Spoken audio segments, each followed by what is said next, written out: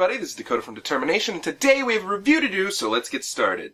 DtermiNATION!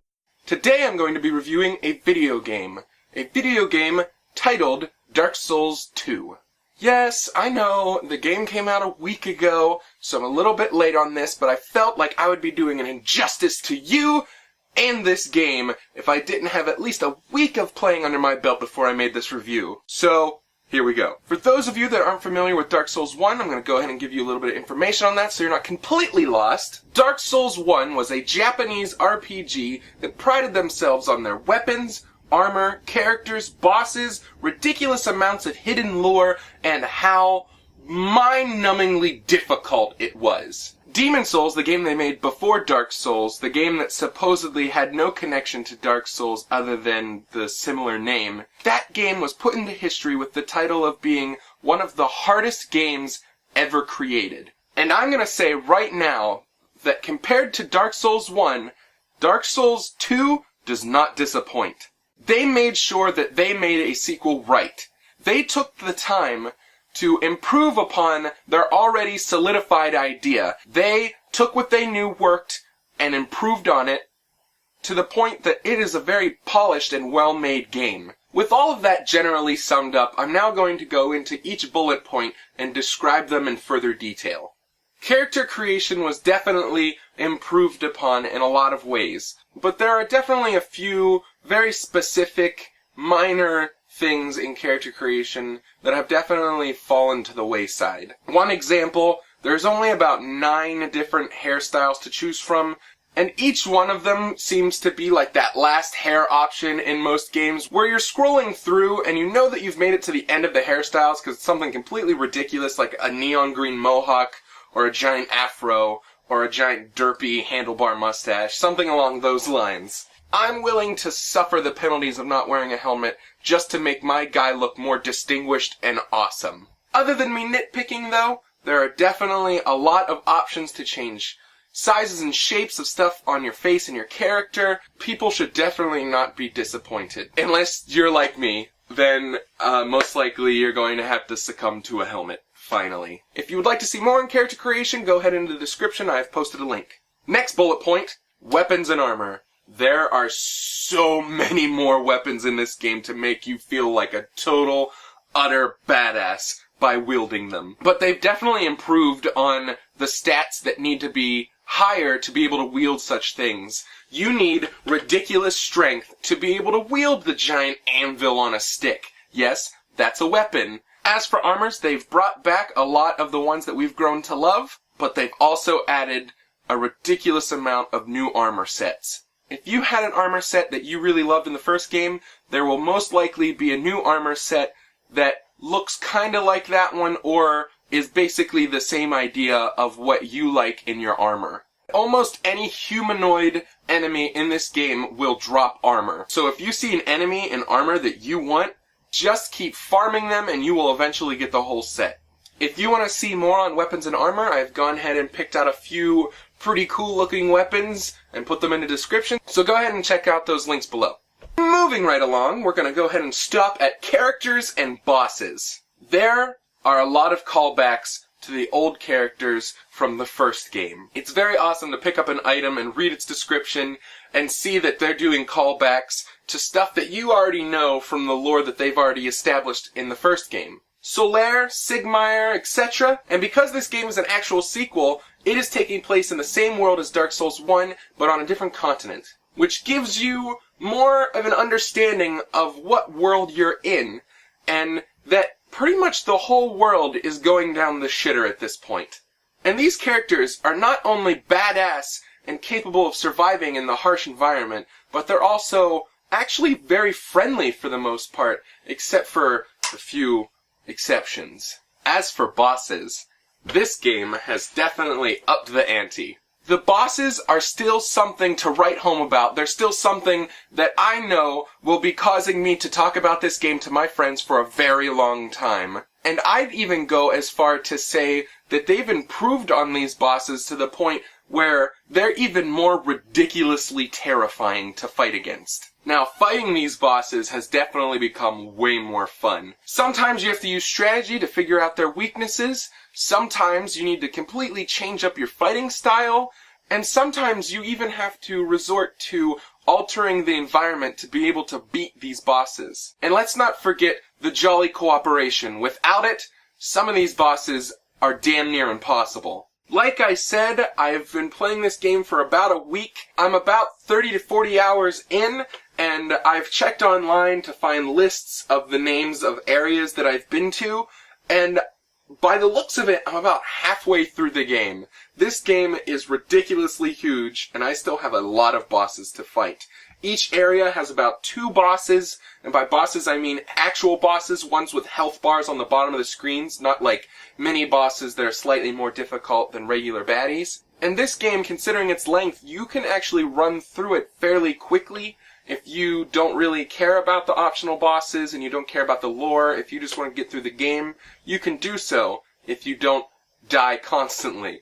But if you want a more in-depth experience, there's definitely a lot there that you can do, especially endgame-wise. If you want to see more on bosses and characters, I'm going to go ahead and post a video in the description, so go ahead and check out those links. I've talked a bit about lore already, so there's not very much more I can add to this subject, but I'm going to go ahead and try anyway. Once again, just like Dark Souls 1, every item that you pick up, if you read the description, it gives you a tiny bit of lore.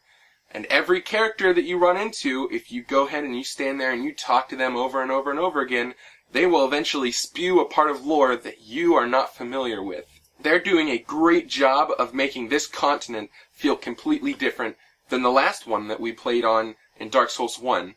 The lore that they're telling feels close enough to be for the same world, but it's still told in a different way to feel like it's truly coming from a different point of view. Their ability to make lore is incredible, and the way that they can just interlace it in like random orders, and you're just slowly piecing it together.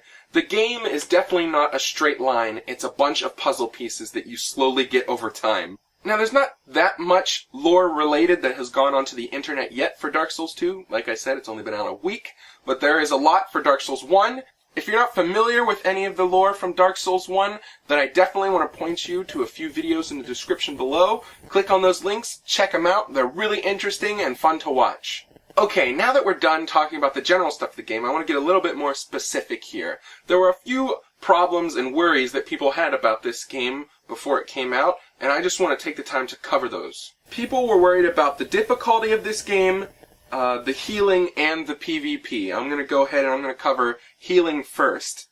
People were worried because they added a few new ways to heal yourself other than the Estus Flask, but don't worry, that definitely does not make the game easier. Each healing item has its own strategy behind it. If you're going to use an Estus Flask, you're going to stand in combat, unable to move, and take a swig. If you want to use another item, let's say the Life Gem, you're able to move around while you're using it, which makes you not such an easy target.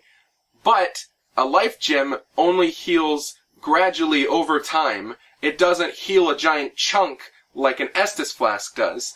There are definitely times where I've had about 30 Life Gems and 7 Estus Flasks and have died anyway.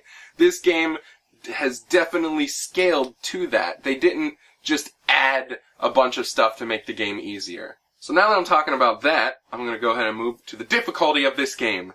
They did not disappoint. This game is just as difficult, if not more difficult, than the first game. If you want to win, you're going to have to use strategy and you're going to have to use skill. Co-op, a lot easier in this game. When you put down a summon sign, you get picked up almost immediately, and if there's a summon sign down, you almost immediately get someone on your team. You don't have to worry about connection messing up, anything like that. It's working very well from what I could see so far. They had a few glitches like the first few days, but that's a given thing that happens when you are making a new online game. Okay, the last thing that I'm going to be talking about is I'm going to be covering PvP. For those of you that know me personally, I'm not a very big PvP guy. And when PvP overshadows PvE, that pisses me off quite a bit. Even when PvE overshadows PvP, that's a bad thing. They both need to be equal and far apart from each other. They should never be connected. It was just never fun for me. Anytime that I got invaded, I was like, oh, son of a bitch! It was never fun. It was never a good thing. They have completely improved upon this in Dark Souls 2. Now, don't worry, if you love PvP, they didn't get rid of it. They actually improved upon it, so it should be more fun for you as well. You now have covenants for PvP. Each covenant has a ring and an area that if someone walks into that area, you get sent there to defend the area and fight against them. There's even one covenant that I'm aware of that allows PvP people to show up and fight in a coliseum against other people who love PvP. So that way, both players, no matter what, want to actually be fighting other people. There's no people that were in the middle of the story and then had to stop and wait for an invader to come kick the shit out of them. The other thing about invasions is the level range for them has either decreased or min-maxing has become way more difficult, because at this point, I'm capable of holding my own against invaders, and if I lose, I don't feel like I was beaten by a troll or an asshole. I felt like I was beaten by a worthy opponent, which is exactly what this game needs to be. When you die, you need to go, oh, bravo, that was my fault, I fucked up. The thing that shouldn't happen is you be angry and completely frustrated with the game cheating you. This game doesn't do that. When you die, it's usually your fault. Okay, I think I've covered all of the things about Dark Souls 2 that I wanted to talk about. If you want to see more on Dark Souls 2, there are more links in the description below. So if I was going to rate Dark Souls 2, 10 being the greatest game ever, no flaws, and 1 being a total pile of shit that no one should even play, just to say, oh my god, this is so shitty, I would probably put Dark Souls 2 at about a 9. And I know that's a really high rating, and you're probably like, oh, well, he's a fanboy, so it doesn't matter. But I honestly like this game just because of how well it's put together. This franchise is definitely going places. And it's not necessarily pointed at a specific demographic either. If you like a good RPG, you're going to like this game. If you like JRPGs, you're going to like this game. If you like adventure games, fighting games, anything like that, mystery puzzle games, you're going to like this game. And all they can do from this point forward is improve on this game. Hopefully. So I will see you guys when Dark Souls 3 comes out. Okay, well, if you like this video, please like, share, and subscribe. I definitely appreciate it. If you have something specific you want to say to me about Dark Souls 2, or maybe even Dark Souls 1, or maybe you have an idea for the next game you want me to review, go ahead and leave a comment below. This has been Dakota from DtermiNATION signing off, and I will check you guys later.